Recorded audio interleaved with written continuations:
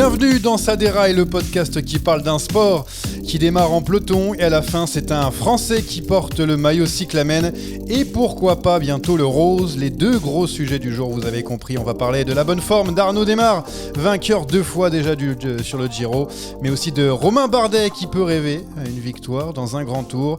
On terminera par nos bons et mauvais points de ce début de Giro, les belles surprises, les frustrations, les déceptions. Et avec moi, Jérémy Sakian, de loin évidemment, car Covid oblige. Bonjour Jérémy.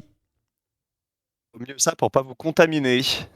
Oh, bon, de toute façon, tu nous as déjà contaminés sur beaucoup de choses, et pas le Covid en tout cas. Anthony Collat de loin aussi, parce que Chambly oblige. Bonjour Anthony.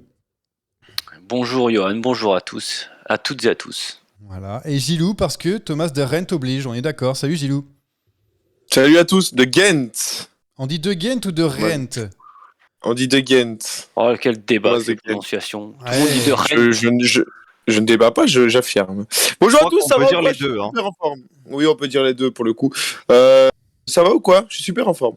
Bah ça se voit, ça s'entend, même De toute façon, quand on dit GSM, on peut bien dire de Rennes. Ah voilà, parce que évidemment, on a entendu que avant le podcast, on discutait. Il a dit envoie-moi quelque chose sur mon GSM. On n'a tous pas compris évidemment. Nous sommes au 21e siècle et il est resté au 20e siècle. Allez, messieurs, c'est quand même parti parce que on a pas mal de choses à débattre. C'est parti pour le départ. 10 jours de Giro déjà et pas mal d'enseignements, notamment pour nos amis français. On va commencer par Arnaud Démare, vainqueur 2 fois sur le Giro. Il n'avait plus gagné depuis octobre 2021, c'était Paris-Tours. Est-ce que c'est une surprise de le revoir à ce niveau, Jérémy Sakian ? Oui, c'est une surprise, il faut être honnête. Ça doit être une surprise d'autant plus pour un certain Gilou qui n'a pas arrêté de lui taper dessus durant ce début de saison. Donc j'aimerais bien entendre le point de vue de Gilou. Mais autant la première victoire, c'était à Messine, sans Ewan, sans Cavendish, parce que lui avait réussi à passer la bosse pas trop loin. C'était une demi-surprise.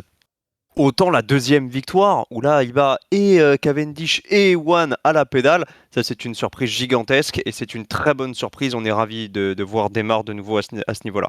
Droit de réponse pour Gilou, alors qui a tapé fort sur Arnaud Démare. A priori, ça a été jusqu'à ses oreilles. Il a voulu te faire taire. Ah ben, s'il peut me faire taire à chaque fois comme ça, moi ça me va très très bien. Non, super victoire, 2 victoires et surtout, tu dis que la deuxième est plus impressionnante que la première, ça je suis tout à fait d'accord avec toi. Mais la première est plus importante que la deuxième parce que, il l'a dit, il a besoin d'être réglé, il a besoin d'être bien dans sa tête, bien dans son train, avoir confiance en lui avant tout. Et la première victoire lui a sûrement donné confiance pour aller chercher la deuxième. Oui, il a été notamment aidé par son train ou pas, Anthony. Alors, est-ce que c'est grâce à Arnaud Démare ou est-ce que c'est grâce à une équipe qui est composée essentiellement de coureurs venus pour l'aider à gagner un maximum d'étapes et de victoires sur ce Giro ? Justement, on en reparlera peut-être un peu plus tard dans le podcast, mais moi je pense qu'il y a peut-être un petit problème dans le train. On les a vus, ils ont souvent du mal à se régler. Soit on les voit près trop tôt, à 2-3 bornes, ils sont là, ils sont à l'affût et après ils sont perdus dans les derniers kilomètres. Soit là, on a vu effectivement c'est la 5e et la 6e, je crois qu'ils gagnent. Hein. Sur la 5e étape, c'était un peu l'arrache, hein, parce qu'il avait pas Guardieri avec lui. Mais le lendemain, il avait Guardieri, mais moi j'ai l'impression quand même que Guardieri, il est un petit peu à bout de souffle. Alors on en reparlera peut-être un peu plus tard dans le podcast, mais j'ai l'impression qu'il a été mieux emmené par Ramon Silkemdan, c'est ça qu'on dit. Jérémy, s'il te plaît, dis-moi ta suite. Déjà, Guarnieri, c'était pas. Guardieri, c'est j'y arrive. Guardieri, c'est Guarnieri. Allez, Anthony. Moi, je pense qu'il y a peut-être un petit problème dans le train et je l'ai trouvé très très costaud sur le deuxième jour. Parce que d'une, il se fait un peu tasser par Guardieri, sans le vouloir, bien évidemment. Et de deux, il fait l'appeler Guardieri, c'est un N, c'est pas un D. Guardieri, on dirait Cyril Guimard, ça me rappelle Cyril Guimard qui n'arrivait pas à foutre un seul nom dedans. Alors là, tu m'as fait un florilège. Il fait totalement le tour de tout le monde. Et enfin, ouais, il était très très fort sur ce deuxième jour. Effectivement, je rejoins Gilou et Jérémy. Il est en confiance maintenant et on lui souhaite d'autres victoires. Moi, je voudrais juste dire un truc. Déjà, t'as raison, Anthony, mais ça fait 2 ans qu'on dit qu'il y a un problème avec Jacopo Guarnieri et que c'est peut-être sur lui l'élément problématique dans le train d'Arnaud Démare et que c'est peut-être lui qui fait pas son taf. Et là, pour le coup, il y a un sprint où il l'a pas, ça se passe très très bien. Et puis après, sur le deuxième, il l'a et ça se passe bien aussi. Mais il faut pas oublier qu'il y a aussi sur la troisième étape, il fait deuxième derrière Cavendish. Hein. Anthony doit connaître. Ça se passe bien. Donc, au final, c'est pas mal parce que c'est 2 victoires et une deuxième place derrière Cavendish où on se dit, ben voilà, encore raté pour Arnaud. Et ben non, il se remet dedans, il gagne et derrière, il regagne. Ils sont venus pour ça, pour les sprints de démarre. Ils ont déjà 2 victoires et maintenant ils peuvent laisser Attila Valter un peu faire sa vie dans les autres étapes et aller prendre les échappées. Donc déjà un Giro vachement réussi pour FDJ. Il faudra l'amener Cyclamen au bout et ce sera pas facile. Ouais, on a vu sa première victoire à Messine. Les observateurs ont dit moi c'est facile, il n'y a pas Cavendish, il n'y a pas Ewan, donc c'est normal qu'il ait gagné. Et puis après derrière, boum, la deuxième, il bat Ewan et Cavendish, comme vous dites si bien. Surtout au niveau du train, on en parlait, mais là il va manquer quelqu'un, un certain Michael Morkov. C'est lui qui fait un train à lui tout seul dans le final. Ewan, bon, il se débrouille à peu près tout seul comme à chaque fois. Finalement, Arnaud démarre et il va avoir beaucoup de pression, même s'il a déjà gagné. Jérémy. Ah non, je pense que la pression, il en a plus. Il a déjà allé au-delà des espérances. Maintenant, c'est vrai qu'il y a d'autres possibilités. On va voir comment il va se sentir cette semaine, mais il y a déjà la possibilité de gagner dès demain, après-demain aussi. Donc les 2 prochaines, elles peuvent tomber dans son escarcelle. Globalement, il n'y a pas d'étape pour grimpeur avant le week-end prochain, donc il peut encore scorer un petit peu. Mais je serais tenté de te dire, même s'il reste à 2, et même en admettant qu'ils parviennent pas à ramener le maillot Cyclamen à la maison, on aurait signé pour ça au début du Giro. Maintenant, c'est que du bonus pour lui. Qui peut aller chercher ce maillot Cyclamen? C'est qui? C'est Binyam Girmay? Peut-être, non, mais moi je pense que Desmar ira au bout du Giro et qu'il a de bonnes chances de le ramener. Mais en admettant qu'il le perde quand même, ce Giro il restera convaincant et satisfaisant parce que l'objectif à la base c'était une victoire d'étape. Je pense que si on rembobine les bandes, qu'on réécoute les podcasts qu'on a fait près de Giro, on n'était pas forcément optimiste pour Desmar. Là, il a déjà claqué 2 victoires. C'est 2 de plus que Caleb Ewan, c'est 1 de plus que Cavendish. Mission accomplie. Mais c'est bizarre parce que c'est vrai que dans les sprints précédents cette saison, là, on l'a vu avoir du mal à frotter, à pousser un petit peu la concurrence, notamment des épaules. Là, j'ai l'impression que sur les sprints du Giro, c'est assez linéaire. Voilà, on a les quelques forts devant, on les laisse aller. Il y a peut-être un petit peu moins de concurrence, il y a eu des abandons, mais voilà, on sait que ça tourne autour d'Ewan, Cavendish et Desmar. Ça l'aide aussi un petit peu. Bah justement, on parle de ces deux-là. Arnaud Desmar, maintenant qu'il a commencer à gagner cette saison, est-ce qu'on ne le fait pas monter dans la hiérarchie des sprinters cette saison? On l'avait mis très très loin, mais là il peut se rapprocher des Jacobsen, Ewan qu'on a mis dedans, ou des Philipsen ou des Merlier, Anthony. Oui, enfin bon, après, là il a sorti un peu son épingle du jeu depuis le Giro. Et c'est vrai que depuis le début de saison, on l'avait pas trop vu, donc on va peut-être pas non plus s'affoler. Est-ce qu'il remonte un peu dans la hiérarchie? Oui. Mais comme vous l'avez dit, je pense quand même aussi qu'il y a un petit peu moins de concurrence quand même sur ce Giro. Il y a peut-être un petit peu moins de train aussi. On l'a vu, hein, il y a assez peu d'équipes qui ont un gros train. Donc peut-être qu'il arrive plus à s'en sortir. Je sais pas. En tout cas, moi j'en dément pas. Hein. Pour moi, il y a un souci. Il y a un souci dans le train de la Groupama.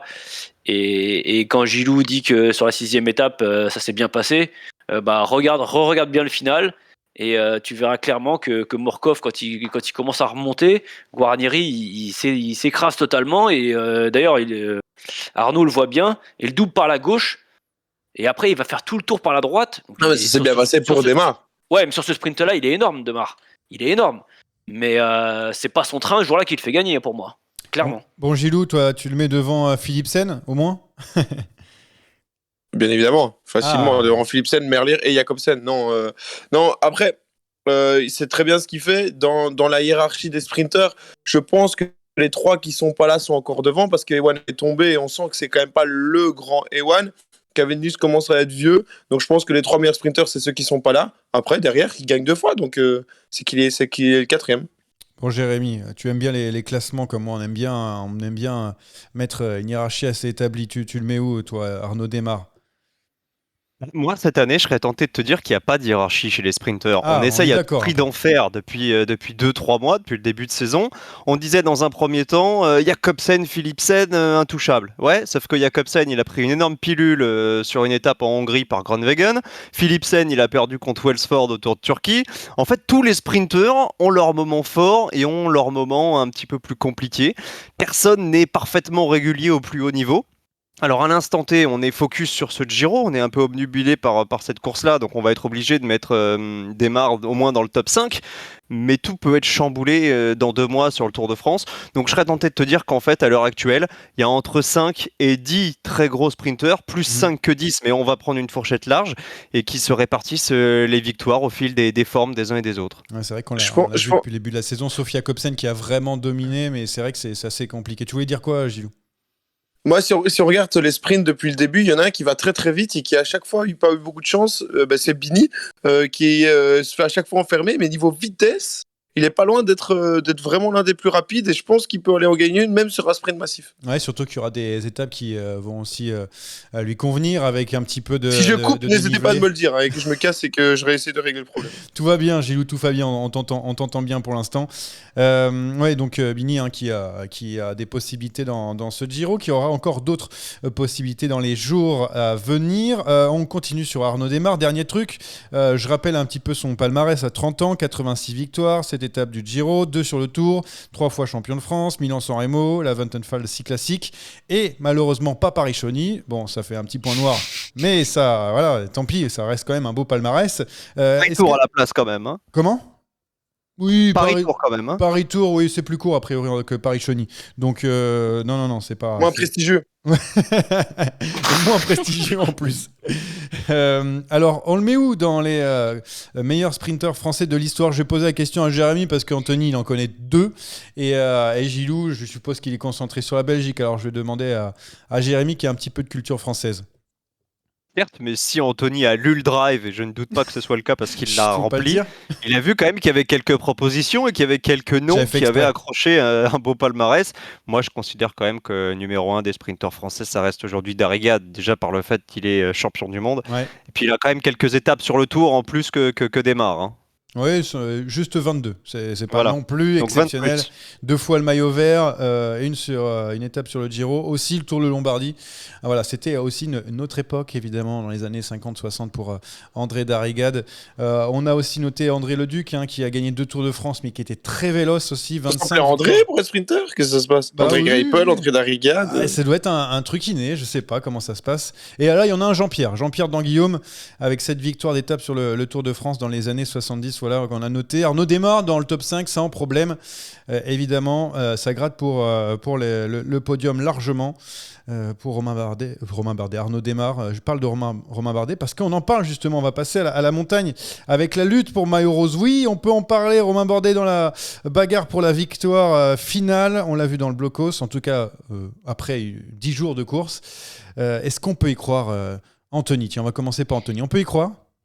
Bah, je l'ai dit, enfin, j'avais dit, non, j'avais pas dit non plus qu'il allait jouer la victoire, mais on s'attendait à un grand Giro de la part de Romain Bardet. On le voyait monter en puissance crescendo. Moi, je le sentais bien sur ce Giro. Et même, je l'ai trouvé un petit peu timide là, dans ce blocos là, hier. Parce que j'avais vraiment l'impression, on avait un carapace qui était pas aérien. Landa, bon, je savais pas trop quoi en penser parce que oui, il est toujours là, ouais, il est toujours un petit peu là. J'arrivais Des pas à fois, il est lire, bien. on n'arrive pas spécialement à lire sur le visage ou autre, mais j'ai trouvé Romain, il a essayé sur la fin de montée, mais moi je le trouvais vraiment bien. Et puis on l'a vu déçu, on a lu en interview qu'il avait été un petit peu déçu, c'est une petite erreur de placement. Je pense qu'il aurait mérité cette victoire, mais non, moi je m'attendais à un grand Bardet sur ce Giro, un Giro qui lui convient. Il y a assez peu de chrono. Une course en plus, on sait qu'il aime ça, il aime le Tour d'Italie, il aime ses routes, voilà. C'est une course qu'il aime. Moi, je m'attendais à le voir jouer podium. Maintenant, le voir jouer le rose, pourquoi pas. Jérémy, on a parlé sur les réseaux sociaux de stratégie de ton côté, sur cette montée finale vers le blocos lors de la 9e étape. Qu'est-ce que tu en as pensé de cette montée de Romain Bardet? Parce qu'elle a soulevé beaucoup d'interrogations, on a l'impression que c'était peut-être le plus fort, et même au niveau du sprint, il fait peut-être une erreur au niveau du sprint. Est-ce qu'il fait une erreur dans la montée juste avant de ne pas essayer encore une fois? Qu'il a quand même fait une très belle montée. Qu'il a couru juste, il est resté dans la roue de Carapace jusqu'au moment où Carapace a accéléré. Quand Carapace démarre, c'est lui qui est calé dans la roue qui va le chercher. Moi, j'ai la sensation qu'il était peut-être le plus fort, mais qu'il n'était pas suffisamment fort pour décrocher Carapace et Landa. Je pense qu'il a fait une très belle montée, il perd pas de temps sur la ligne. Alors il y a ce petit regret peut-être de la victoire d'étape, mais ça, quand on va chercher le maillot rose, c'est anecdotique. Et ce qui compte sur le Giro, c'est d'en garder sous la pédale pour la 3e semaine, parce que la 3e semaine, c'est elle qui fait la différence. On va avoir un enchaînement de montagnes impressionnant, il va falloir encore être dans le coup, il va falloir redoubler de vigilance, il va falloir bien récupérer. Donc aller gratter même 15-20 secondes sur le blocos en se mettant dans le rouge, sincèrement, je suis pas sûr que ça soit la bonne stratégie et je suis même pas sûr qu'il en était capable hier. Donc pour moi, Romain Bardet, pour l'instant, il est toujours dans le coup. Depuis le chrono, on le sent très concentré, toujours bien placé. Donc je l'avais annoncé sur un podcast précédent, entre 3 et 5 sur le Giro. Bon, je pense que c'est plutôt bien parti pour l'instant, mais c'est vrai que maintenant, on est obligé de regarder au-dessus. Quand on tourne à la 2e journée de repos à 15 secondes du maillot rose, on est obligé de rêver de plus. Oui, en plus, il en a parlé juste après la ligne pour avoir tendu l'oreille lorsqu'il s'est posé pour récupérer un petit peu. Il a posé la question à la personne qui était à côté de lui, un membre du staff de DSM, alors le maillot ou un truc comme ça, parce qu'il y pensait. C'est vrai que Joao Almeida, qui était le mieux placé avec son chrono, avait été un petit peu lâché, il avait fait 2e et tout. Il a cru quand même avoir ce maillot rose des Blocos. Bon, Gilou, toi qui as vu ça aussi d'un regard un peu plus extérieur, un peu moins tricolore, enfin si, tricolore mais pas avec les mêmes couleurs, qu'est-ce que tu en as pensé de cette montée? Qui t'a vu fort dedans? Moi, pour rapport à Romain Bardet, il y a 2 choses à dire. La première, c'est qu'il a dit à l'interview qu'il en a un peu gardé pour le sprint. Donc c'est pour ça peut-être qu'il n'a pas attaqué ou qu'il n'a pas essayé parce qu'il voulait se garder pour le sprint. Après, quand je vous écoute, c'est un petit peu de la branlette intellectuelle dans le sens où il faut y croire. S'il faut y croire, là, c'est le moment d'y croire et c'est le moment d'être à fond derrière Romain et pas dire oui, peut-être un top 3 ou quoi. Non, c'est peut-être la chance de sa vie dans un grand tour. Et là, pour le coup, il faut être derrière lui, il faut y croire à fond. Et objectivement, vu la forme et ce qu'il a affiché pour le moment depuis le début du Giro, je me demande si autre chose qu'une victoire, ce sera pas une déception, tout simplement. Après, qui était fort derrière, on l'a vu, Carapaz et Landa. Et je pense que c'est les 3 plus forts de ce Giro. On peut se refaire une cerise, mais ceux en dessous ont l'air peut-être un peu moins forts. Almeida, dans les gros pourcentages, quand ça va monter, ça peut poser problème. Pozzo Vivo, s'il tient comme ça sur les 3 semaines, voilà. Et derrière, c'est un peu moins fort. Donc j'y crois à fond pour Romain. J'y croyais déjà depuis le début et j'y crois encore plus. Bon, on verra un petit peu plus tard pour les favoris de ce Giro après 10 jours de course. Les raisons d'y croire, tu en as parlé un petit peu, mais est-ce qu'on doit y croire à fond? C'est vrai qu'on s'enflamme, nous les Français, souvent. On a des très hauts et des très bas assez rapidement. Gilou demande qu'on soit derrière lui. Jérémy, est-ce qu'on a raison d'être à fond derrière lui? C'est quoi les raisons, justement? Non, mais on est à fond derrière lui, il n'y a aucun souci avec ça. Maintenant, on va pas clamer sur tous les toits que Romain Bardet doit gagner ce Giro. Honnêtement, s'il fait podium et qu'il réussit à gratter une étape d'ici la fin, on sera tous très contents de son bilan. Maintenant, moi, ça fait 20 ans que je suis le vélo et j'ai jamais connu de Français qui gagnait un grand tour. Ouais, Donc, bien sûr que ce sera un événement majuscule pour le sport français. On a déjà eu le bonheur de voir Alaphilippe gagner le championnat du monde en plus 2 années consécutives. Si on se met à gagner maintenant un grand tour, ce serait le summum. Il resterait plus que le tour à aller chercher et là on aurait fait l'intégralité voilà, on aurait rempli tous les objectifs. Mais les raisons d'y croire, elles sont simples. Je crois que Gilou l'a abordé. La concurrence n'est pas aussi relevée que sur le tour. Alors oui, il y a Carapace. C'est vrai, mais Carapace, au-delà du fait d'avoir une grande équipe, je le trouve un petit peu comme Anthony, je le trouve encore un petit peu emprunté. Alors est-ce qu'il se réserve pour la 3e semaine ou est-ce qu'il est déjà à bloc? Je ne sais pas.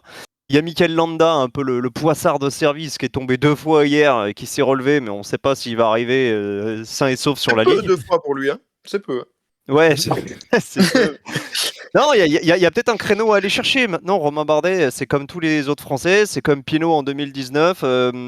Plus on se met à y croire, plus on est déçu. Donc moi, je préfère dire, on vise le top 3 et on se laisse de voir venir, parce que j'ai pas envie d'être déçu une nouvelle fois. Ouais, qu'il nous efface là, les Fabio Aru ou même Tom Dumoulin qui a gagné un grand tour. On aimerait bien qu'il aille dans ces sphères-là parce qu'il mérite après sa longue carrière et sa régularité au plus haut niveau. Anthony, tu as autre chose à rajouter par rapport aux raisons d'y croire?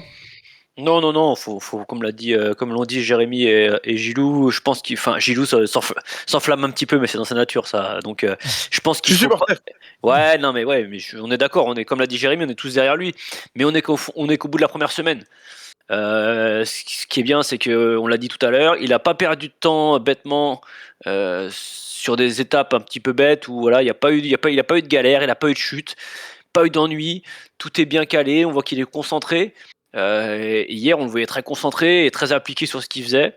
Et comme vous l'avez dit, ouais, il y a peut-être un petit peu moins de concurrence entre guillemets. Moi, j'ai quand même très peur d'Ineos. L'équipe me paraît très solide. Carapace peut-être pas au mieux, mais l'équipe est très solide. On a vu Sivakov hier encore très très costaud. Richie Porte comme d'habitude. Ouais, Richie Porte aussi est là. Voilà quoi, ils ont encore du monde, donc c'est ce qui me fait un petit peu peur pour le mieux que T3, on va dire. T3, je pense que voilà, c'est maintenant, je veux pas dire que c'est acquis, parce qu'on peut pas dire que c'est acquis au bout d'une semaine, mais pour mieux, ce qui me fait un petit peu peur, c'est l'équipe qui l'entoure, quoi. Par rapport à Ineos. Après, il y a Arensman qui était présent pendant longtemps aux côtés de Romain Bardet, qui a fait une très belle montée. Aussi d'ailleurs, comme sur le Tour des Alpes, où il avait été précieux aux côtés de Romain Bardet. Dernière chose pour les Français, après on va passer je à pourrais autre juste chose. rajouter Oui, bien deux sûr, événements pour Romain Bardet, comme ça vous fera plaisir. Deux choses qui pour moi, ils font y croire. La première, c'est que hier, il faisait très chaud et on sait que Romain Bardet, c'est quand même pas c'est pas ce qu'il préfère, mais il a réussi à tenir et montrer qu'il était très fort dans une chaleur pareille. S'il commence à pleuvoir ou avoir d'autres types de conditions, ça sera à son avantage. Ou là, c'était contre lui hier plutôt, pardon.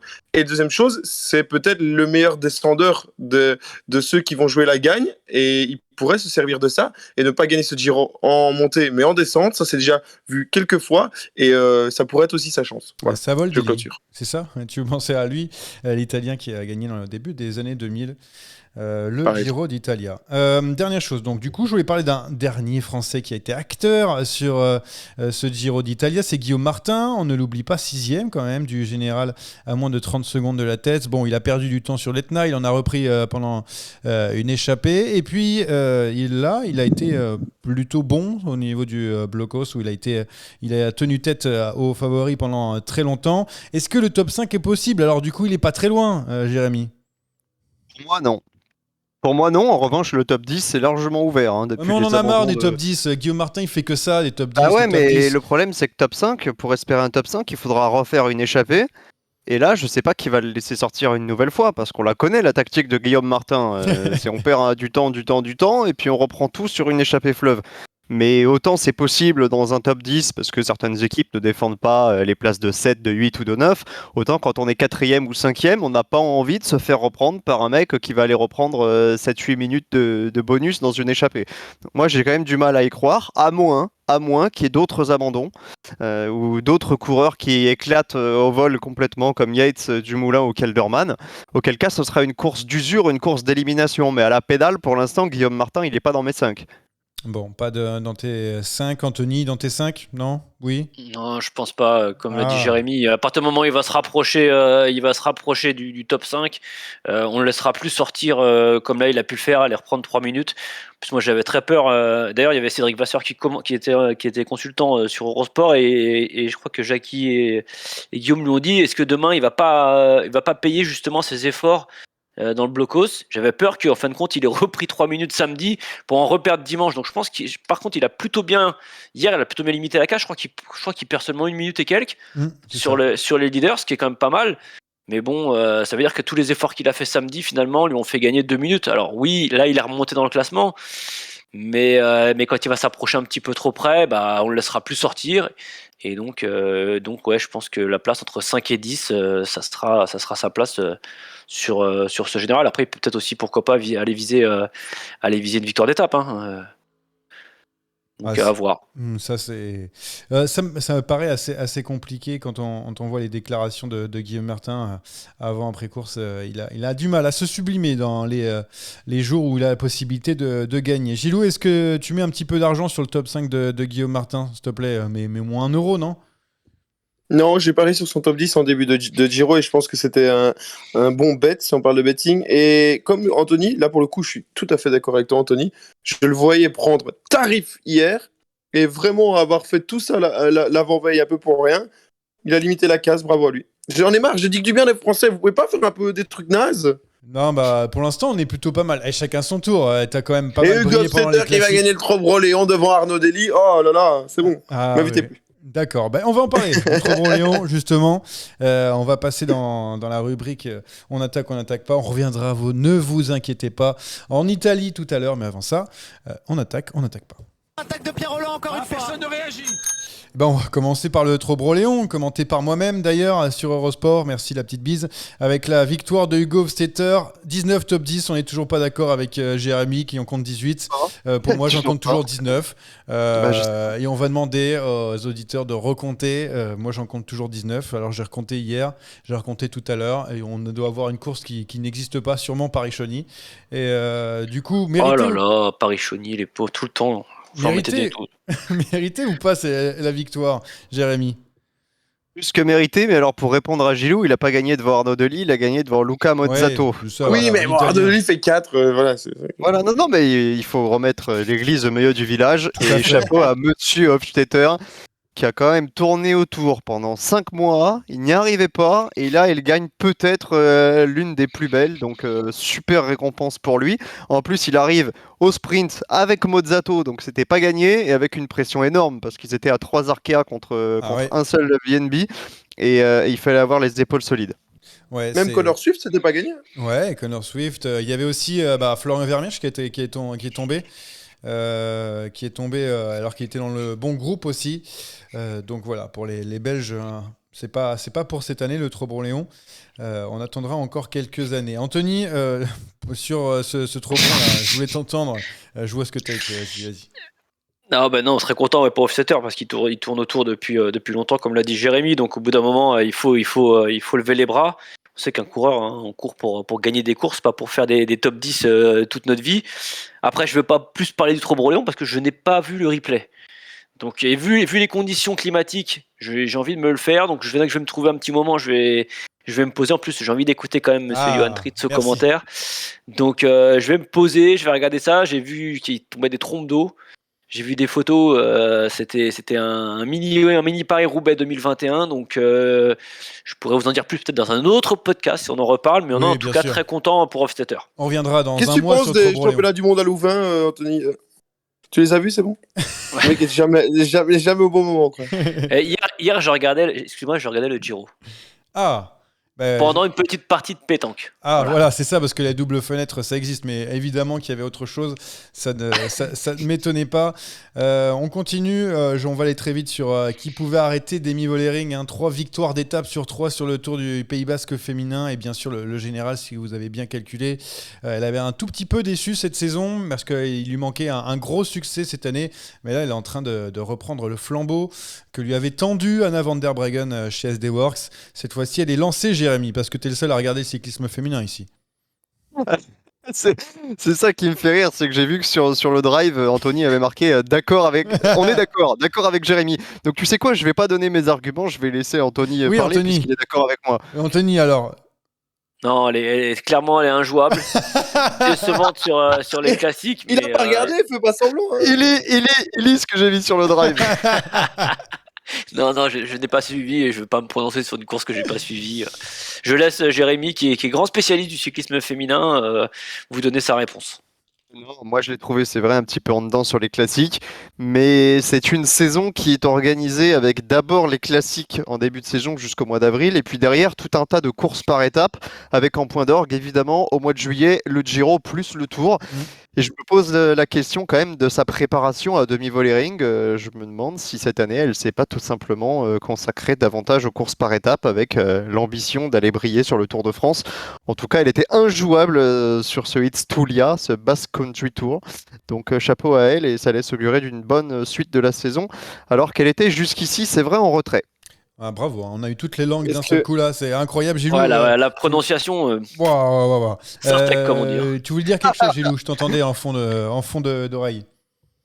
Moi, ce qui me plaît surtout, c'est que il y a quand même une petite que Anthony et Jérémy connaissent très très bien, qui, je pense, plus tard va être très très forte et on va en reparler.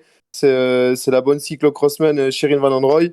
Elle fait une saison de cyclocross où elle se découvre, elle fait des super trucs, elle gagne. Là, elle arrive sur la route et là, elle a quasiment dans toutes les courses à jouer devant, à travailler. La Trek a aussi une pépite sur route. Et je voulais juste demander à Jérémy de te parler de la deuxième de cette course. Qu'est-ce que tu en penses de Liane Lippert? Je la trouve particulièrement brillante également. Ce que je voulais entendre. Ok, d'accord. On va enchaîner parce que on a encore pas mal de choses à dire. Sachant que petite stat pour Demi Vollering, elle n'est jamais sortie du top 20 sur toutes les courses cette saison. C'est quand même pas mal. Oui, Hofstetter. Oh, elle est forte. Ouais, Hofstetter, il a eu des difficultés sur certaines courses. On va parler du Tour de Hongrie avec 4 étapes de sprint, 3 victoires de Néerlandais, Koy, Jacobsen, Groenewegen. C'était le championnat néerlandais des sprinteurs. On est d'accord sur le Tour de Hongrie, Jérémy? Mais mention bien quand même pour Rudy Barbier qui a fait 4e, 2e et 3e des sprints. Donc c'était un championnat des Néerlandais mais avec un représentant tricolore qui n'a jamais démérité. Très bien, c'est complet, c'est magnifique. Ok, Anthony, on passe parce qu'il est marqué désolé, je ne peux pas suivre les courses de seconde zone. Voilà ce qui est écrit. Alors là, c'est terrible. Gilou, au moins, t'as regardé un peu le Tour de Hongrie ou pas du tout? Ben, mention très très bien, Sacha Wimas de chez Top Sport Baloise qui a fait, je regarde exactement 3, 4 et 8. Voilà, chacun son pays. Ah oui, c'est vrai. Bon, comme ça, tout le monde a brillé. Hein. Je parlais des Néerlandais, super, on m'a sorti un Français, toi un Belge. Ouais, si c'est juste pour faire un truc, dire un truc comme ça sur la course, j'aurais pu le faire. Non, mais je voulais parler un petit peu aussi de ça parce qu'on n'en a pas parlé. Du côté de chez Jumbo Visma, ils sortent quand même chaque fois un nouveau sprinter. On a vu Decker, on a vu Olaf Koy. Ça y est, c'est Decker, c'est Koy devant Decker parce que on l'entend plus trop. Ah, je pense. Ouais, je pense aussi. Je pense même que ça va devenir quelqu'un qui va compter dans les prochains mois. Le sprinter. Et David Decker comme lanceur, pourquoi pas? Oui, bien sûr. Hein. Après. La hiérarchie des sprinters, on en a parlé, ça change un peu tout le temps. Faut savoir un truc avec David Decker quand même, Gilou, c'est qu'on a l'impression qu'il est dans la place, qu'il est là depuis un petit moment, etc. Ah non, je sais bien, il est sorti l'année passée quasiment. Ouais. Non, mais c'est ça que je voulais te dire, c'est qu'on l'a vu briller sur le Tour de l'UAE l'année dernière, donc en 2021, mais il a encore pas gagné. C'est un sprinter qui, pour l'instant, ne sait pas gagner. Alors, il est prometteur, etc. Mais pour l'instant, le voir dans un rôle de lanceur, ça m'étonnerait pas. Il faut déjà apprendre le métier avant de vouloir en claquer. Et au sein de la Jumbo, il y en a quelques-uns qui vont certainement au moins aussi vite que lui. C'est vrai. Hein. Il est quand même champion des Pays-Bas U23, quoi. Oui, mais bon, victoire pro, ça compte pas.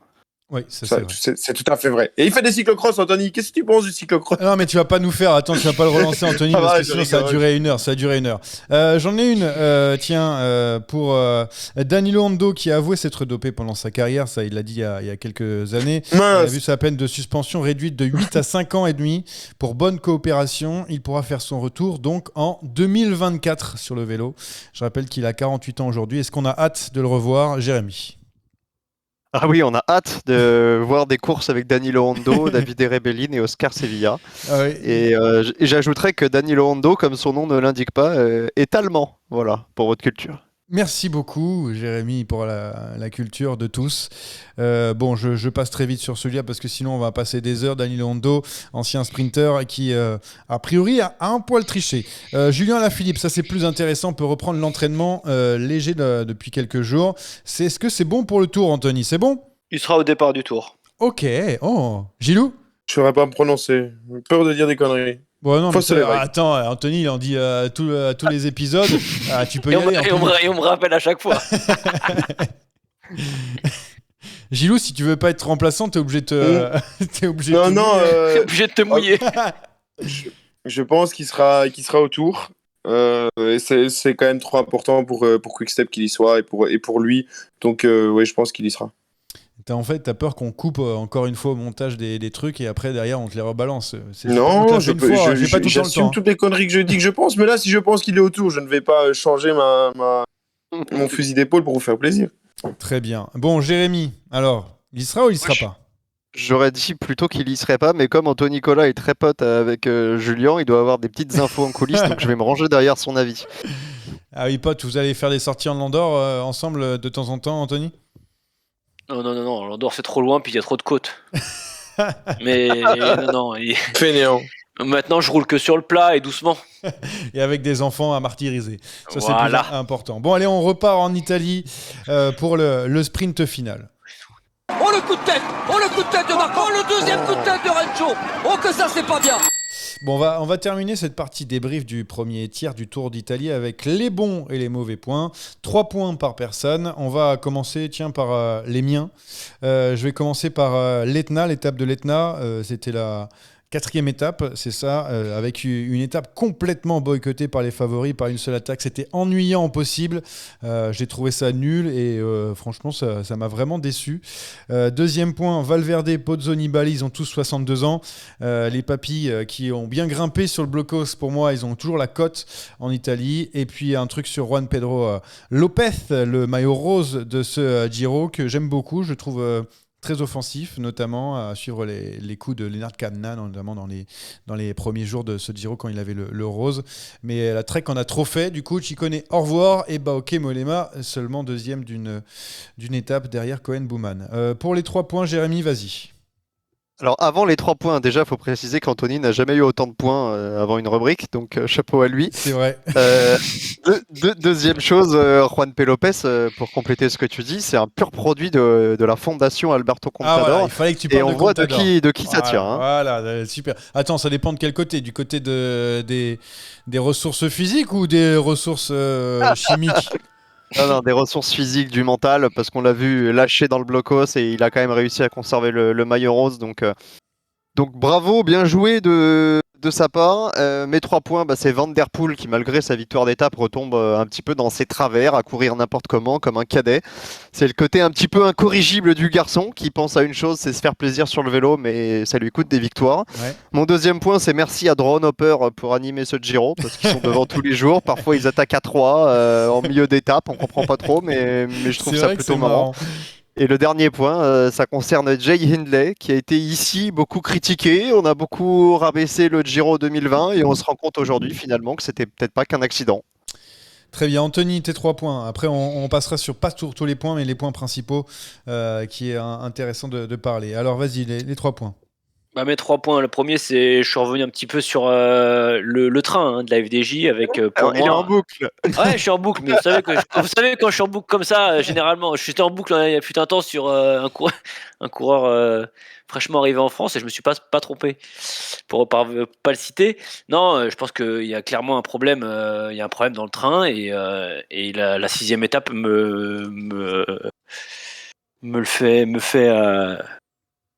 Pas j'arrive mentir. pas trop à confirme. me confirme voilà dans mes propos. J'avais Van Der Poel, Van Der Poel chien fou, moi j'ai mis. On le voit, comme a dit Jérémy, mais là le problème c'est que c'est hier ou avant-hier là. Alors c'est juste les 3 points, on n'est pas en train de débattre, Anthony, hein, vas-y. Ouais, donc non, Van Der Poel un peu chien fou et pour moi il manque un petit peu de métier sur la route et là ça se voit sur un grand tour. Et puis le dernier truc, c'était Carapace, pas impérial dans le blocos. Après le boulot qu'avait fait Ineos, je pensais pour moi qu'il allait vouloir, qu'il voulait, que l'équipe Ineos voulait écraser l'étape et pour moi, il m'a un petit peu déçu sur la fin d'étape. Très bien. Gilou, alors les 3 points bons ou mauvais de ce début de Giro? Le premier point n'empêche un gros bon point. Victoire de Thomas de Gendt, la légende du cyclisme belge qui ne sait que rouler et qui alors qu'il a animé le début d'étape, a quand même réussi à gagner. Magnifique. Petite crotte de nez envoyée à Binay Girmay. On dit que du bien de lui. Il faut des fois dire peut-être quelque chose de moins bien.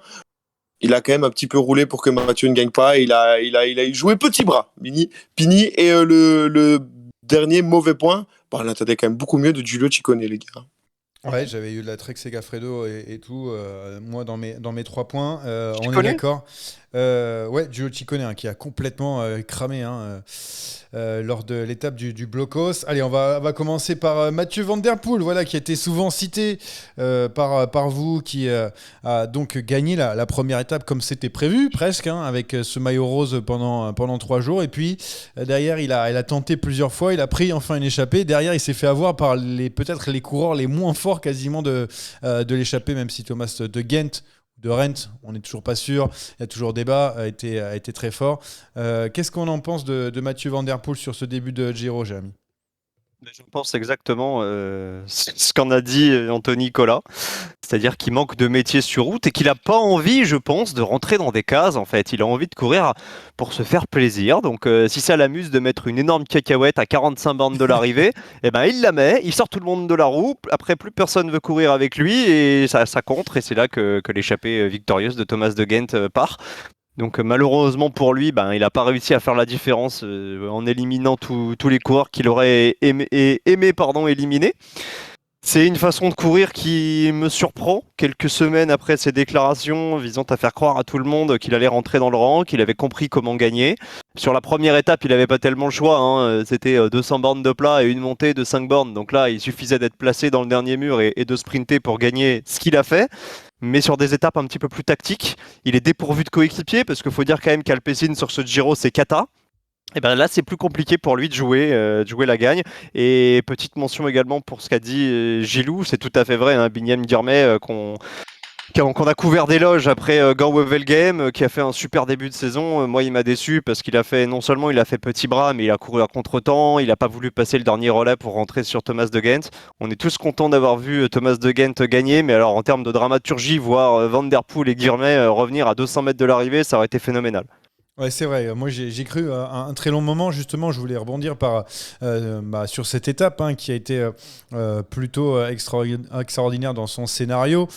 Gilou, William Girmay et Mathieu Van Der Poel, ils se regardaient, c'était trop bizarre. Je ne sais pas trop quoi en penser de cette étape. En chien de faïence, mais Ils se sont fait perdre, en fait. Il a un peu. Mathieu a eu un peu ce que Wout a souvent, c'est-à-dire.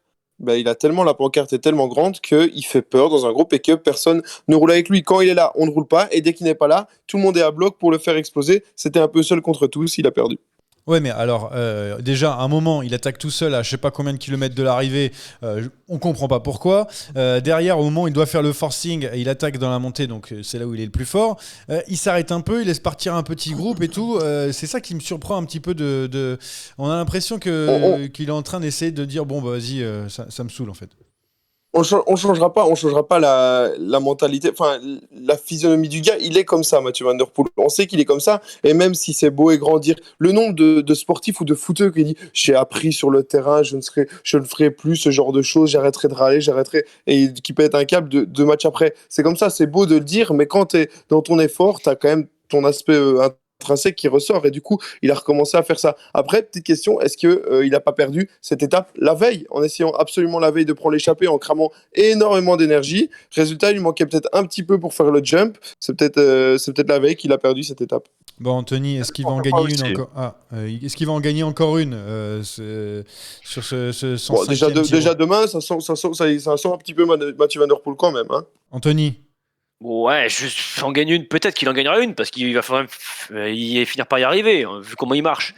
mais là, ce que mes deux collègues là sont en train de dire, c'est que c'est sa façon de courir, sa façon d'être.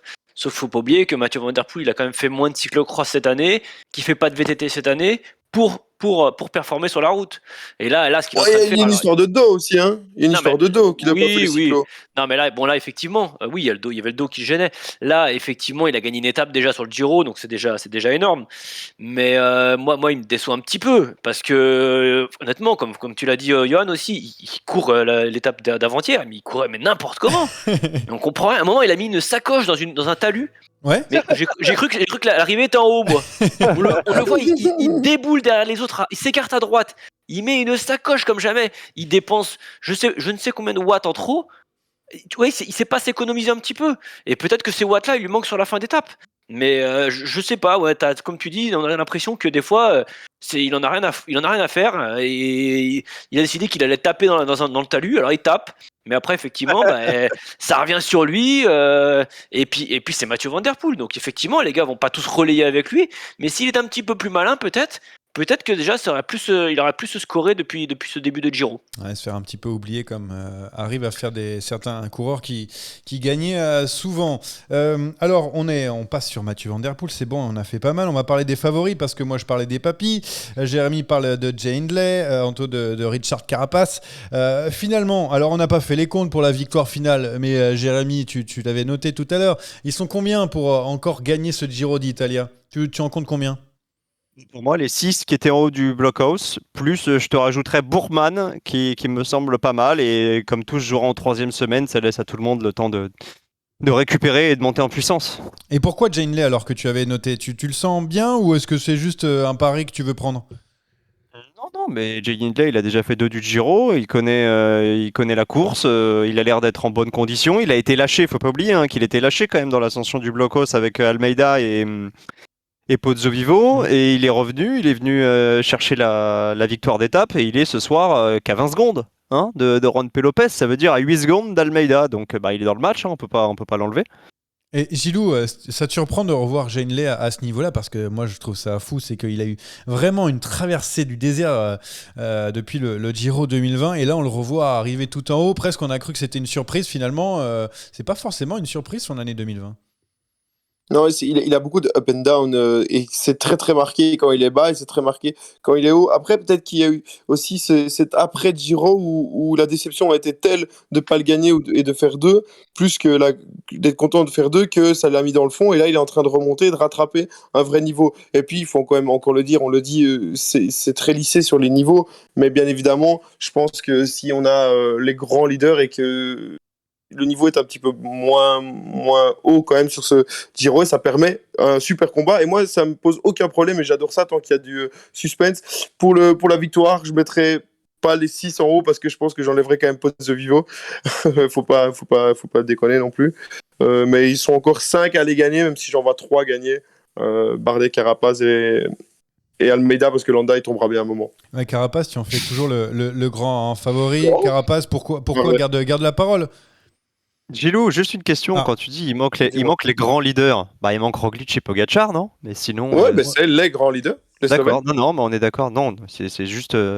parce que je voyais pas d'autres, en fait, je me dis que le plateau, il est quand même pas mal en sur fait, ce Giro, même- finalement.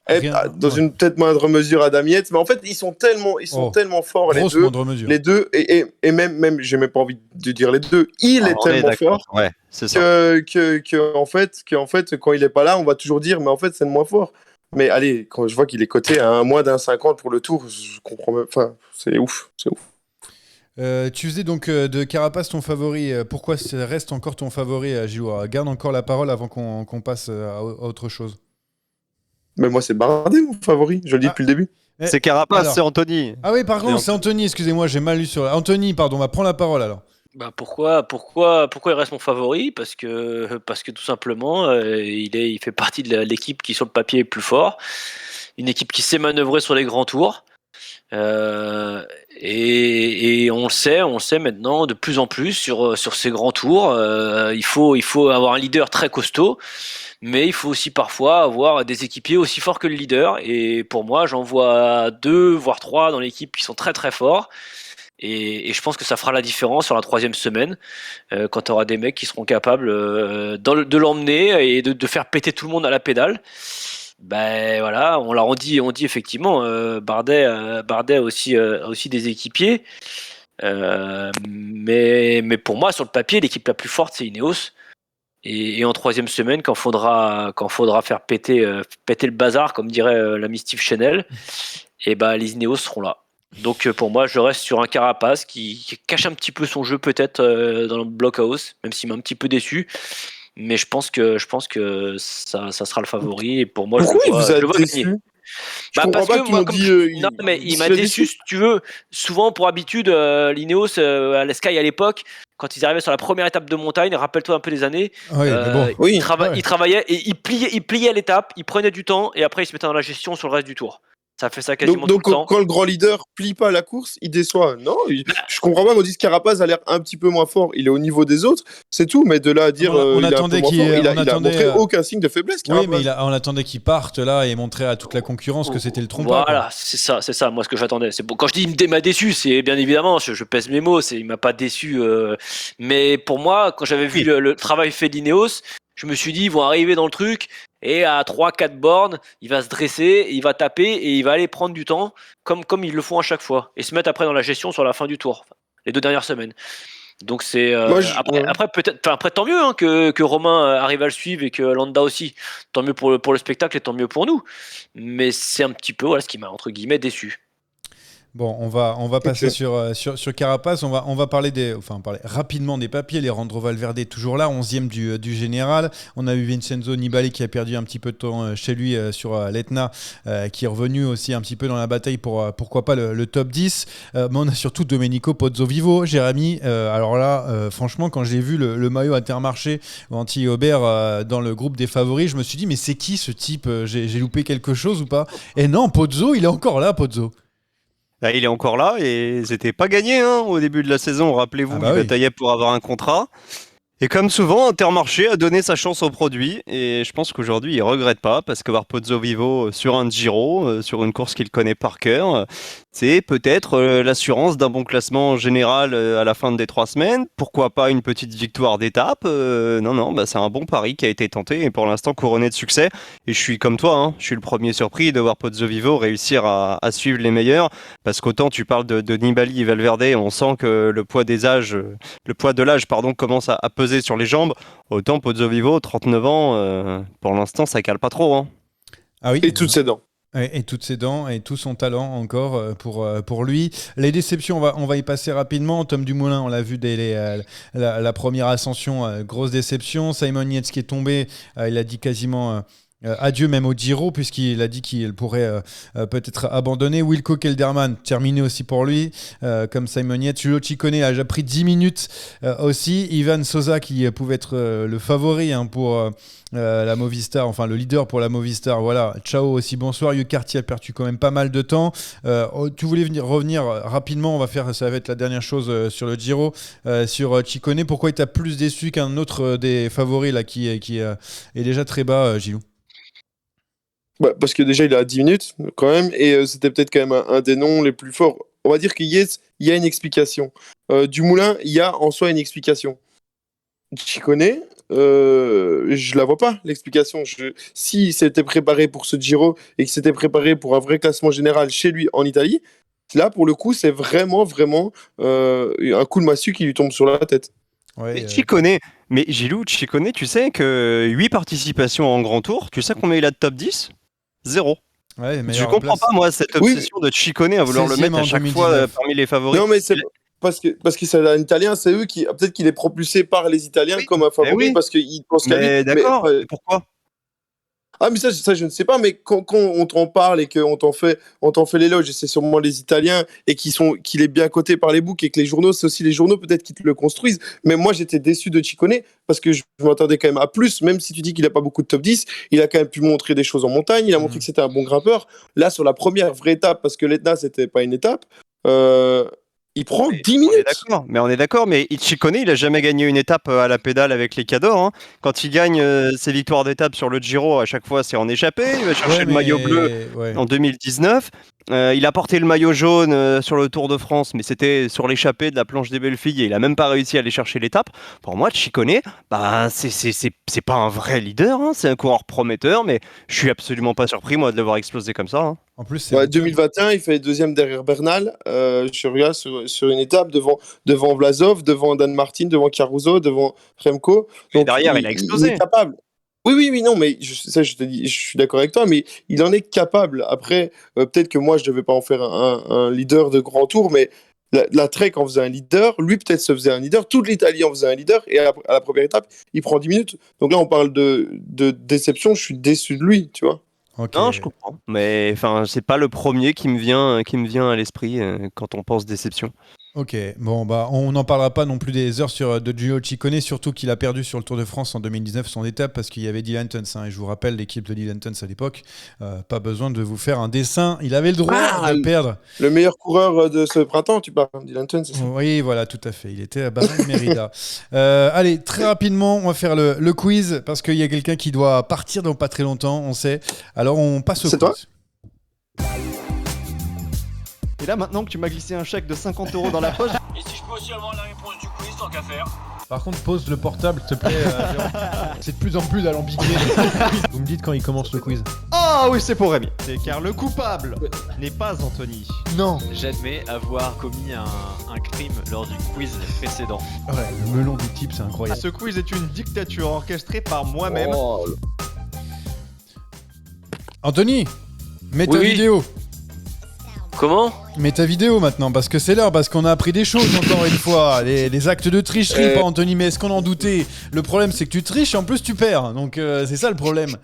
Ah là là là, c'est terrible. Ah voilà, il est en train de mettre sa caméra, on le voit, on le mais verra. vous au vous moins rendez même tricher. pas compte ce qu'il a dit à tantôt, parce que moi j'étais là avant tout le monde et il a dit à sa femme, mets-toi derrière la caméra parce que je suis obligé de mettre la caméra pour essayer de tricher. Donc il a même demandé à sa femme de tricher alors qu'il y avait la caméra. Et il Ah perd là, quand même. c'est Incroyable. c'est terrible, c'est terrible.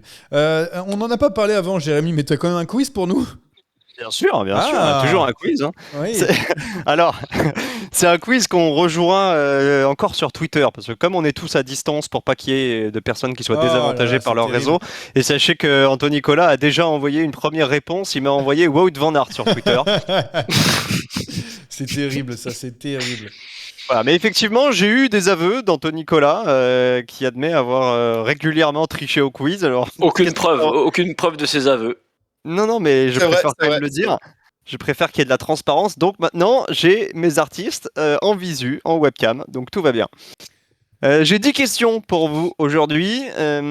Vous connaissez le principe. Hein, celui qui envoie le premier la bonne réponse marque 3. Celui qui envoie la bonne réponse en deuxième marque 2. Et celui Ah qui mais envoie en dernier marque Gilou me fait des fucks à la caméra aussi. ça oui, me- Oh là monsieur là, Collat, s'il calmez-vous, vous les plaît. enfants. Vous savez c'est que les gros infernal. mots sont pénalisés de points de pénalité, donc restez corrects. Allez, je vais poser des questions. Alors, ce sera des questions très rapides. Je vous laisserai à peu près 10 secondes pour m'écrire la bonne réponse. Et ensuite, j'irai relever les copies. Il y aura une question par étape et une 10e qui sera plus portée sur le classement général. Première étape du Giro. Nous sommes en Hongrie avec le départ à Budapest, direction Visegrad. Victoire de Mathieu Van Der Poel, mais il y avait 2 autres Néerlandais dans le groupe qui a terminé dans le même temps que Van Der Poel. Qui sont ces 2 Néerlandais? Il me faut les 2 noms pour marquer. Et je vous laisse 10 secondes. Première étape, Budapest-Visegrad, victoire de Van Der Poel. Il y a 2 Néerlandais qui terminent dans la bonne cassure. Qui sont ces 2 Néerlandais? Allez, top, c'est terminé. Ah mince, attends, j'étais juste en train de finir, voilà. Merci. Alors vas-y, tu peux quand même envoyer. Non, j'ai envoyé. Non, c'est alors bon. on change. Eh ben écoutez, j'ai que des mauvaises réponses, donc personne Aïe, ne aïe, marquera aïe, de aïe, points. aïe. J'ai du Baumann du Moulin, c'est aucun des deux. J'ai du Mollema du Moulin. Mollema, c'est bon, mais c'est pas le bon Ah, deuxième. mais je vois, il me manquait Alors, le deuxième. Anthony me fait toute la liste des cyclocrossman, donc il me dit Van Kessel. C'était Wilco Kelderman. Ah, Il avait mince. pris la 5e place. Ah voilà, j'ai je l'avais. Déçu. Non, mais- Je l'avais. Deuxième question, on est sur la deuxième étape, sur le chrono, avec la victoire de Simon Yates. Sauf que sur ce chrono, eh bien, il y a 3 coureurs qui ont eu l'occasion de marquer des points pour le maillot bleu de meilleur grimpeur. Il faut que vous m'en citiez 2. Il y a du compliqué en plus. 2. Ah, c'est qui le deuxième? C'est pas un grimpeur en plus, celui qui marque les 3 points. Les 2 dans la même réponse, je vous rappelle, hein, pour valider. Allez, il vous reste dans la 3 même secondes. réponse. De toute façon, toi, Je sais tu m'as pas. rien envoyé. Non, je sais pas. Bon, c'est terminé. C'est J'ai terminé. pas compris la question en plus. Ah non, Bon, non, attends. Il y avait 3 coureurs qui ont marqué des points pour le maillot bleu de meilleur grimpeur dans le chrono de Budapest. Et je vais donner les points. J'ai vu passer les réponses, mais il faut que je cherche. Allez, je vais donner le point à Johan. Ah, Les 3 merci. points à Johan parce qu'il m'a cité Zabel et Enkorn. Légèrement après le temps, mais on va pas être trop difficile. C'est parce que pour la- j'arrivais pas à l'écrire correctement. Et d'ailleurs, si tu peux remarquer l'orthographe de Encorn, c'est une catastrophe. Zabel, Enkorn et Simon Yates, qui était le troisième à avoir marqué des points. Ça fait 3 pour Johan. Merci Bien joué. à tous ceux qui m'ont proposé des saucisses. va Troisième être étape, on est toujours en Hongrie avec l'arrivée à Balaton-Fured. Victoire de Mark Cavendish. Je vais vous laisser 10 secondes pour me dire qui portait ce jour-là le maillot blanc. Il devançait Ben Telet au 100e du chrono. Qui était maillot blanc lors de la troisième étape, donc au lendemain du chrono. Ça vous donne un petit indice. C'est forcément quelqu'un qui marche bien en chrono. Il vous reste 5 secondes pour m'envoyer la bonne Je suis nul. réponse. Ah, non, c'est pas, non, c'est pas lui. Terminé, non, mais terminé, c'est l'autre ce n'est Italien, pas c'est Eduardo Sobrero, Affini. c'est Sobrero. Anthony nous a répondu quelque chose, mais il s'est trompé et il nous a dit Joao Almeida, c'était Matteo Sobrero. Mais oui, je l'ai Ah, après j'aurais pas derrière. trouvé. Je suis bête. Quatrième étape, Johan est à 3, les deux autres sont à 0. J'ai trop de pression. On arrive sur l'Etna. Alors attention, étape de l'Etna, on va s'intéresser à l'équipe Jumbo-Visma qui a coulé avec ses leaders, Tom Dumoulin et Tobias Foss. Fausse l'éveil. Pourtant, les jaunes et noirs placent un homme dans le top 10 de l'étape. Qui est-ce? Foss les vagues. Oui, on se rappelle que Rémi Dos Santos avait... J'arrive Je me pas, rappelle pas de son nom. j'arrive pas. Petit lapsus. Ah, il se rappelle pas de son nom, ça c'est problématique. Une seule proposition, je relève les copies. Kumbuman, moi je peux jouer, vas-y, joue en écrit. Alors, Je sais pas non, comment ça s'écrit. c'est sur Twitter que ça se passe et c'est pas Koen Bouman, c'est Reis Lemreze qui avait Mais pris. oui, mais la juste sixième les place. qui était dans l'échappée. On reste à 3-0-0. Étape 5, premier succès d'Arnaud Desmar, on en a parlé tout à l'heure. Binyam Girmay, il fait 5e, mais il est gêné. D'ailleurs, est-ce que vous vous rappelez par qui il est tassé contre les barrières en frôlant la chute? C'est l'objet de la 5e question. Quel est ce coureur qui a failli faire chuter Binyam Girmay à 200 mètres de l'arrivée de la 5e étape à Messine? Bon, Je c'est me pas rappelle de la victoire et tout. Bref. Ah, j'ai regardé tout à l'heure en plus la vidéo, putain. Il y a eu des propositions de tout le monde sauf de Johan. On me propose Fernando Gaviria, c'est pas Gaviria. On me propose Arnaud Desmar, c'est pas Desmar non plus, c'était Phil Boos. Oh là Qui avait là, Oh là là, je suis nul. Mais pour l'instant, ce En quiz fait, Gilou est aussi nul que moi au quiz. hein. est une catastrophe. Il reste 3 étapes plus une question bonus sur la route de Scalea de cette 6e étape.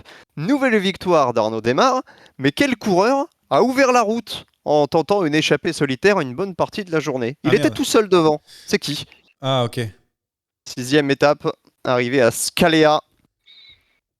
Je crois que c'est lui. C'est un Neolo Cometa, mais je sais pas c'est qui l'équipe. Encore 3 secondes. Je mets l'équipe, moi. Allez, c'est terminé. Qu'est-ce Et qu'il veut, Gilou Anthony va égaliser. Gilou, quelle est la bonne réponse? Ça. Diego Rosa, effectivement. Mais 3 non. points plus dans la besace. Et Olo, Anthony, oui, bah oui, c'est Elo, mais c'est pas ce que j'ai demandé. Tu restes donc à 0.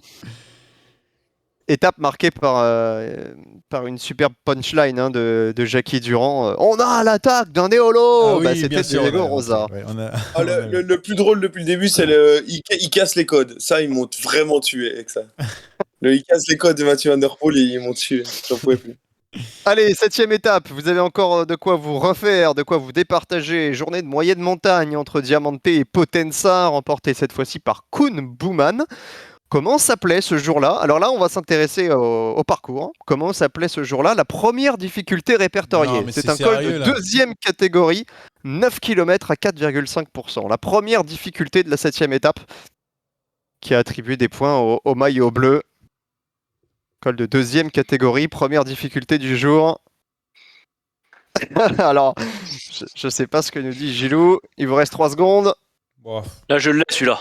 Mais bien Allez, sûr. Ouais, ça arrête un va. peu. Madame, retourne la 3 caméra. Retourne la caméra. 3 points pour Anthony qui Non. égalise. Anthony, quelle est la bonne réponse? Non. Passo à Cola. Le Passo Cola, Alors, effectivement. Ah, mais ouais, c'est pour ça. Que la montée, Mazui. Oh le Oui, bah, y a sprint street. Oui, c'est bon. Hein. Il n'y a pas de localité qui s'appelle comme vous, donc voilà. Des points pour Anthony. Tout le monde est à 3. 8e étape, il reste 3 questions. 8e étape, victoire de Thomas de Ghent en échappée, victoire belge.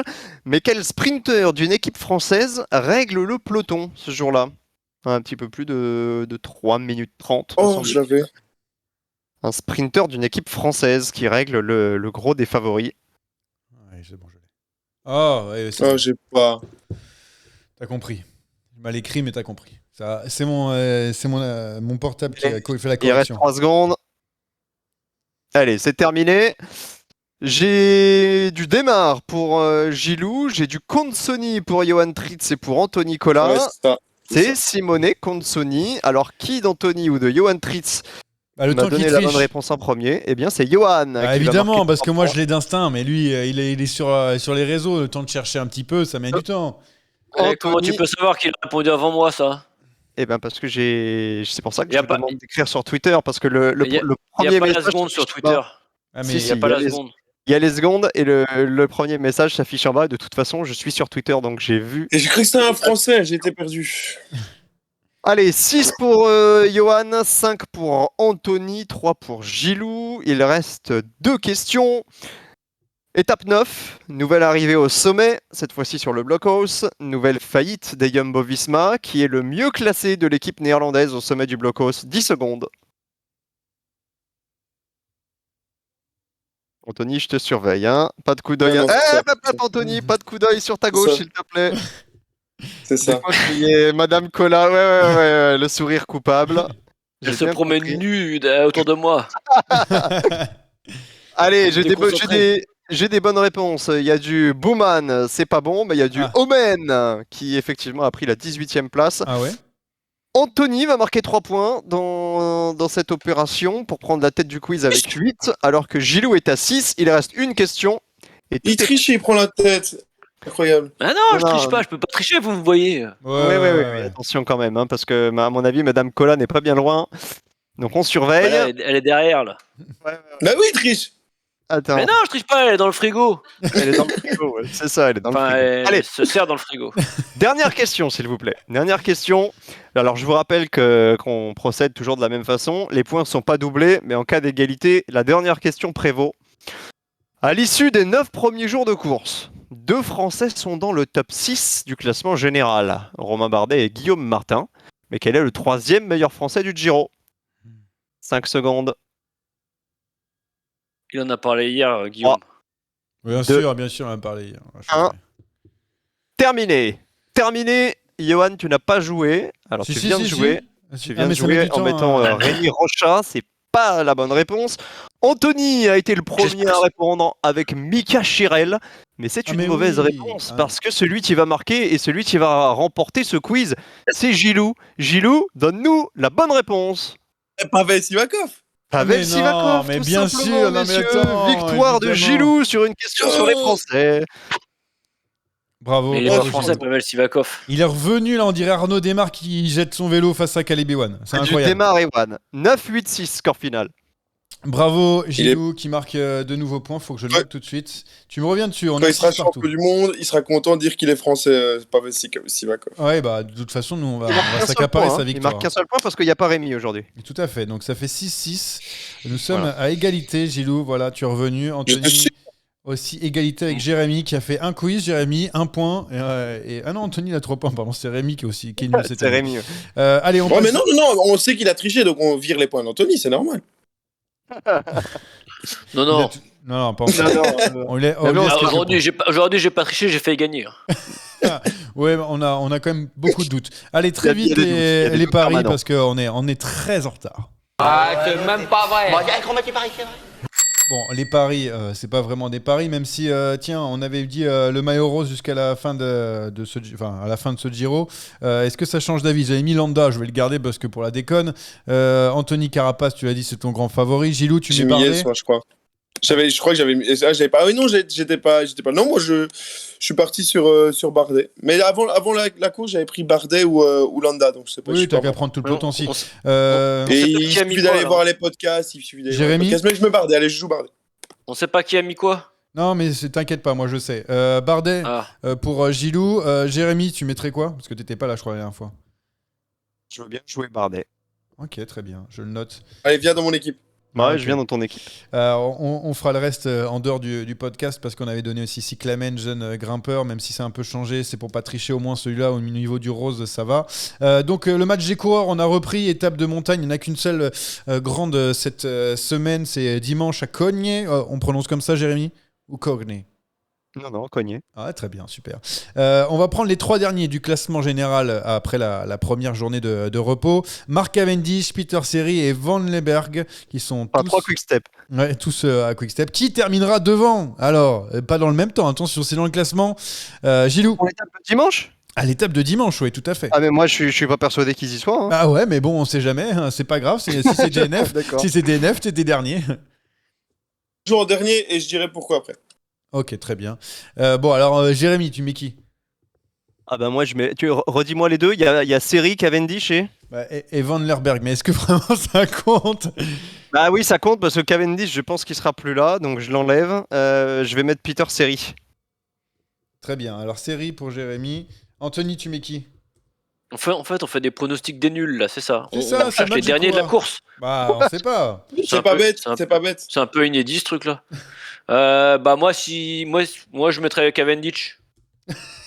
Ah, attends, on cherche celui qui, parmi les 3 derniers, sera devant l'autre. Hein. On ne cherche pas celui qui sera Ouais, dernier. mais tu vois, s'ils sont encore tous les 3 là et qu'ils font l'étape à la fin, tu vois, et ben, Ouais, s'ils arrivent. De quoi? Ils font un sprint au sommet. Ah, Non, mais je suis tout à fait d'accord avec Anthony. mais c'est une étape de montagne. Oui. Bah oui. Et Tout à fait d'accord avec Anthony. du coup, si les 3 arrivent ensemble, généralement, tu laisses passer le leader devant. Exactement. Pas Ils le font tout leader, le temps ça, les mais oui. Les quick-step font tout le temps ça. Quand ils emmènent Cavendish, il y en a toujours 2 devant, lui et 2 derrière. Donc il finira pas dernier, Cavendish. Très bien. Bah, on verra bien parce que moi, je vais mettre Van Lerberg parce que comme ça, au moins, on aura tout le monde. C'est pas marrant sinon. Et puis, donc, Gilou, à mon avis, tu vas dire Cavendish, c'est ça? Je vais dire Cavendish. Et Ah. sachez qu'il y a certains books, comme l'Adbrock par exemple, qui proposent dernier. Ah, pour le dernier, mais nous, c'est. Non, mais nous, on peut Oui, pas mais jouer sur par la broc, alors tu nous fais Peut-être- ta pub à chaque il y a fois. des- Tu nous fais Il y a des gens fais belges bisquer, qui tu nous fais écoutent. Il y bisquer. a des gens belges qui écoutent. Non, mais bref, c'était juste pour dire qu'il y a moyen de jouer sur le dernier, ça, c'est marrant. Tu nous fais bisquer, ce seront donc les derniers mots de ce podcast. Merci les gars d'avoir été là pour débriefer cette première partie de Giro. Ça a été encore une fois très long, désolé les amis, mais bon, on se marre toujours. Juste un petit remerciement pour Alexis Kopp qui va nous rejoindre pour s'occuper un petit peu des réseaux sociaux. Voilà, on a une équipe qui s'agrandit de jour en jour. On attend encore les enfants de Jérémy Sakian, mais voilà, on a une équipe entièrement dédiée à faire n'importe quoi dans le cyclisme. Ciao les gars, à bientôt. Ciao, merci. Bye bye. Bisous, Ciao. à la prochaine. Ciao.